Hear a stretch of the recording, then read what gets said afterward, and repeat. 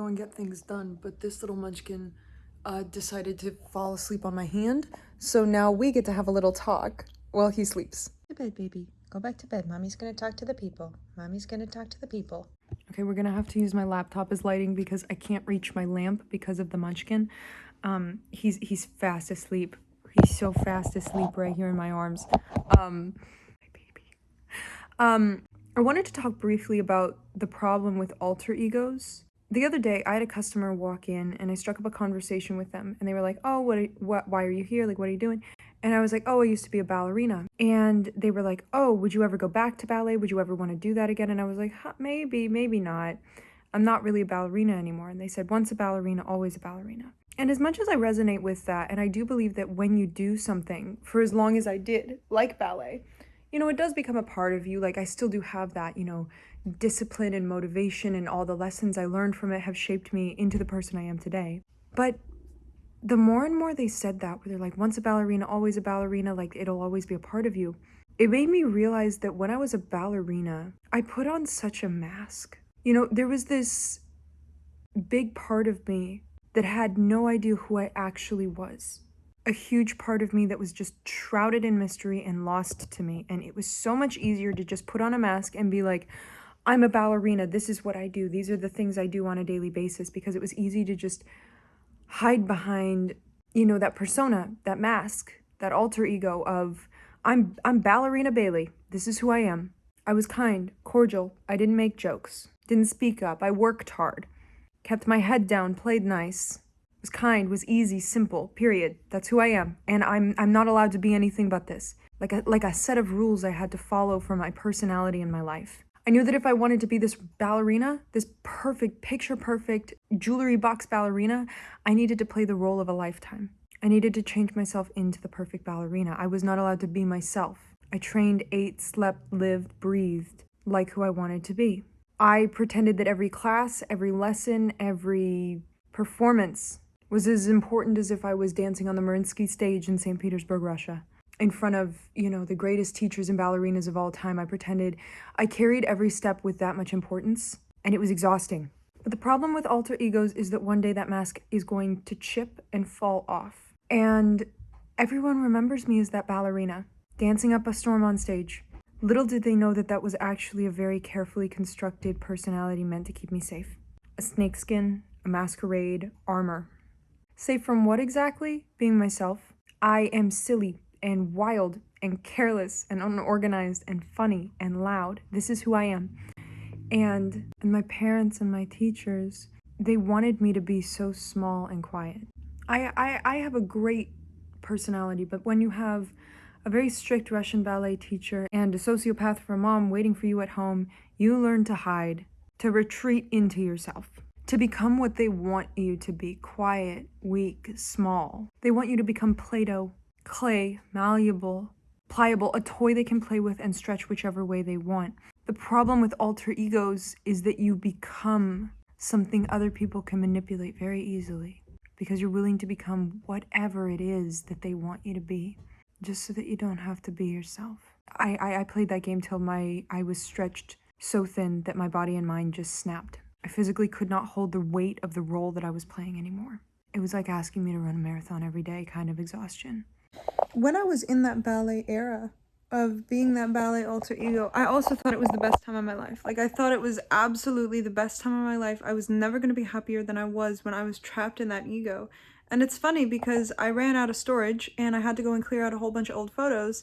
And I had to go back and look at all those old photos of myself and remember, like, what it felt like when I was there and everything. And I'm like, wow, I was really fucking miserable, and I thought it was happiness. Like, I'm so much happier now, not being in that alter ego, not being that person, not living that life. But there was a time when I thought that being a ballerina was the best feeling in the world, and it's really not. There's a lot of fear and a lot of pain and a lot of frustration and a lot of sacrifice. And I'm so much calmer now, and I'm so much happier now. Alter egos really are just a front, a false, a smokescreen, an addiction. And while I had to quit ballet because of chronic illness, a lot of me wonders How much of the pain I was experiencing was that exhaustion soaking into my bones? You might not believe this, but I believe this. I believe that diseases of any kind and illnesses do have an emotional component to them. Not all of them, not everyone. Sometimes diseases and illnesses are spontaneous, but I do believe that there's an emotional component, and a part of me wonders, maybe the pain I was experiencing and the chronic illness that I'm experiencing, the emotional component of it is that like mental and physical exhaustion of having to play the role of someone I wasn't, that got like transcribed and manifested into physical pain. But I try not to think about that too much because I'll drive myself crazy. But I noticed that once the mask of ballet fell and I was just, I'm myself, I'm allowed to be anything, I started posting more on social media, but my mom wasn't too happy about that. And I dyed my hair red and I cut my hair off and I started wearing different makeup and different clothes and just evolving my style and personality a little bit. And it was funny because everyone around me was so resistant to the change. They're like, why did you dye your hair? Why are you posting on social media? What are you doing? Especially my mom. It's like now that I wasn't this ballerina, they're like, you're not being yourself. And I'm like, I never was. I couldn't hold it together anymore and my armor cracked. Who I was shining through and everyone hated it, especially my mother. I'm like water, not Play-Doh. People can barely hold me in their hands, let alone bend and play with me. I'm an anomaly, undefinable, very unique. I have so many different sides of my personality that if you listed them all out, you'd just be writing forever. It's hard to ever fully know me, even if you're close to me. Even if you're me, it's hard to fully know me. I'm so much, you know? And a sociopath hates an uncontrollable person, so that's why I left my mom, because to be around her was to never fully be me, you know? And the problem is that I haven't had the permission to be myself. I have complete freedom and no ballerina mask on me anymore. So of course I'm confused about who I am and who I want to be and who I'm capable of becoming, because I haven't lived a day as myself my whole life, you know? And another thing is that just there was this giant feeling of inadequacy, like this pain sitting on my chest like a weighted blanket, like this pneumonia-like ache reminding me of how sick of myself I actually am. The fact that I forced myself to pretend who I wasn't, but now everyone expects me to be that person, that great type A, working hard person, and it's like, that's not who I am. It's like, yes, I achieved great things when I was pretending not to be myself, so am I still going to achieve things when I'm myself? And I'm not who I want to be. I'm not who I ever expected myself to be. I feel like I'm waking up for the first time and looking at myself in the mirror being like, who the fuck are you, you stranger? And maybe that's okay. Maybe that's a good thing. Maybe it means I'm changing, you know? Maybe I had to explore the depths of who I'm not to figure out who I am. But god damn it, I wasted time.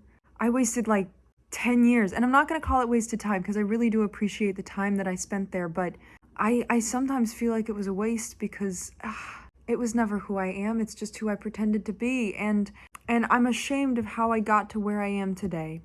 And of course, the current version of me spent a lot of time surviving and learning and growing up. So of course, I can't reach for excellence because I was merely trying to wake up every day without crying.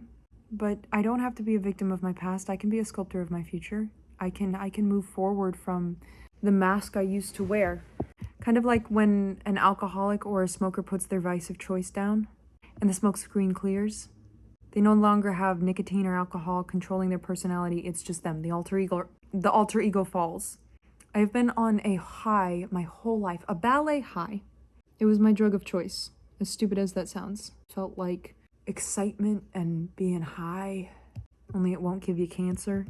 It's actually pretty good for your body. It sure as hell is addicting to run away from yourself and have others praise you in the process. But now I'm a stranger to myself. I don't know how I like my coffee. I don't know what my favorite color is, and I'm unsure of what future I want. To put an alter ego on and perform for others is to lose yourself. And then another question arises in my mind. Who am I actually? What does it mean to even know who you are? It's confusing to me because I grew up in a highly, highly spiritual family who told me I isn't a thing. The ego is the personality, and the personality is the ego. If you think of yourself as an individual person and not as a piece of the whole collective, you're being selfish and driven by the ego. You can only think about others, not yourself. No, I don't believe this. I believe we were supposed to have personalities and be unique and express who we are. They would say that you're not supposed to have an identity. You're supposed to just think of yourself as an infinite being. And so I grew up not attaching any labels to myself, not attaching any kind of identity or personality to myself, just living as myself and seeing where the wind took me, which I think is great.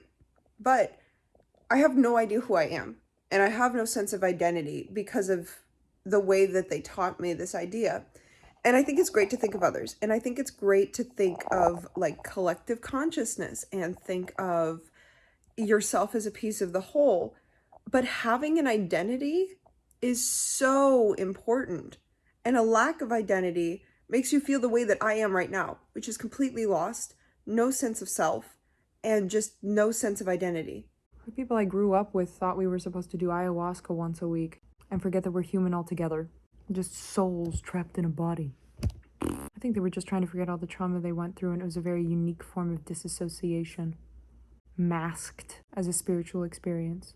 I still do believe in ego death to a degree. I believe in consciousness to a degree, and I believe in a higher power to a degree, but I don't believe everything they taught me. Come on. I also grew up in a highly gifted schooling environment where I was a gifted student, top of the class, very studious, very academically gifted, till I burnt out in the 9th grade, and my brain felt like it was melting under the weight of everything that I had to learn, and all this information just kept going in one ear and out the other. But everyone remembers me as the mask of the highly academic, highly gifted student that I was. Again, and whenever anyone calls me smart or studious or intelligent, I don't associate myself with those terms because all I remember is burning out in the 9th grade. Perfect academic student, Battle of the Books champion, first chair violin, math and science delegate of Alaska, honor student, 4.0 GPA, brilliant, and a wonderful academic future ahead of her. And all she does is rant on YouTube about her feelings. Even though I hated school, I always did. I was just good at it. Till I wasn't. So my whole life I've worn masks. Pretended I liked things that I hated, pretending I am someone and not, pretending. It's probably why I'm so good at acting. Of course I'm a good actress. I haven't lived a day in my life as myself. Till I became a goddamn waitress. And the people there love me, and they accept me, and cherish every emotion, feeling inside of my personality. We are funny, philosophical, existential crisis center, and childlike, rolled up all in one. My coworkers are some of the most amazing human beings I have ever met. Raw, honest, real, and I love that. My mask came off because of them. I am who I am because of them. I'm unsure of what I want to be and where I want to do in this life. I like writing. I like running. I like speaking. I like YouTube. So I guess for now, I'll just read, write, make YouTube videos, and see what other elements of my personality come to the surface. But all in all, don't develop an alter ego. Don't try to be someone that you're not, because it will take you years to recover from the addiction of running away from yourself.